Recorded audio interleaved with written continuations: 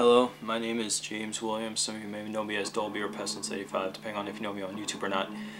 Today we're going to start our horror month, where we review VHS tapes as opposed to DVDs, because we would mostly rely on Netflix, but due to the fact that sometimes we can't get the movie we want to review on time, we have VHS tapes and we can get them relatively cheap at our local flea markets. Tonight we're going to be reviewing Francis Ford Coppola's adaptation of Bram Stoker's Dracula.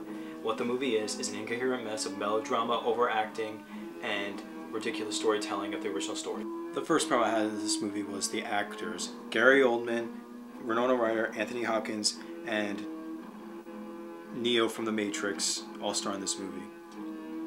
Keanu Reeves, that's his name. Not one of them has been able to give a good performance in this movie. All of them are overacting except for Keanu Reeves because he's as stiff as a board. Anthony Hopkins gives probably the most over-top performance of Van Helsing this side of anything that Hammer Horror could have provided, but at least with Hammer Horror it was good because it's Peter Cushing, and he was a much better Van Helsing than anyone who's ever played that character. Winona Ryder as the love interest of the movie, which is a problem, but I'll get into that later, is just a poor rendition of any movie's love interest. She just, I don't know, she just doesn't do her part well. I never liked her anyway, so that could be a taste thing right there. And Gary Oldman, oh boy. He probably is the worst Dracula I've ever seen, and I've seen Alucard, okay? There's two Draculas in this movie. The older Dracula and the younger Dracula. The older Dracula is trying to do an over-the-top performance of the Bela Lugosi Dracula, and Gary Oldman is trying to do an over-the-top performance of Christopher Lee's Dracula, and that just doesn't work.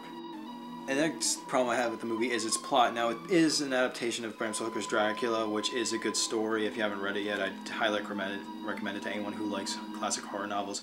But the problem is with this is that they changed it. They made Dracula more of a sympathetic character, whereas in the novel, he was a very vicious character.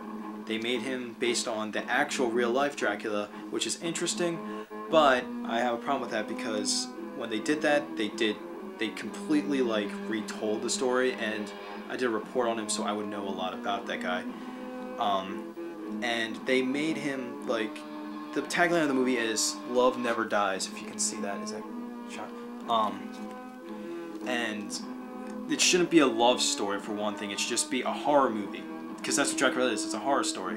Even though he does lust after this one girl, he still is a vicious monster that wants people dead. In this, they try and make him a bit too sympathetic, and that just doesn't work with Dracula. The pacing, it was an odd balance. It felt like it wanted to be more fast-paced at times, but then sometimes it took its sweet time. And I'm sorry, but that just doesn't work. You either gotta make it a fast-paced horror movie or a completely eerie, slow-paced horror movie. Sometimes you just can't have the best of both worlds. You can try, doesn't mean it's gonna work.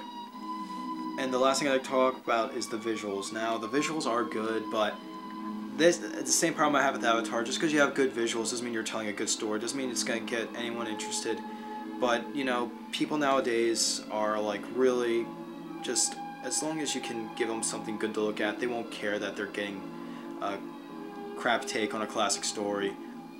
So the only reason why I'd have to recommend it is because the visuals are good, and like I said, people want to just see a movie. They don't really want to care about whether or not the story is good or not. But if I had to go by, if you're a legit horror fan and you want a good horror story to keep you interested and entertained and a good adaptation of Dracula, I don't recommend it. The total rating I'm going to give this is a 2 out of 5.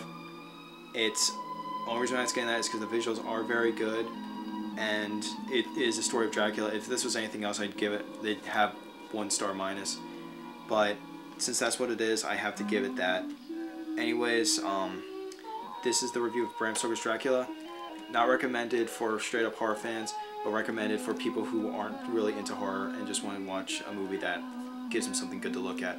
Anyways, that's my review. Hope you all enjoyed it. Have a good evening.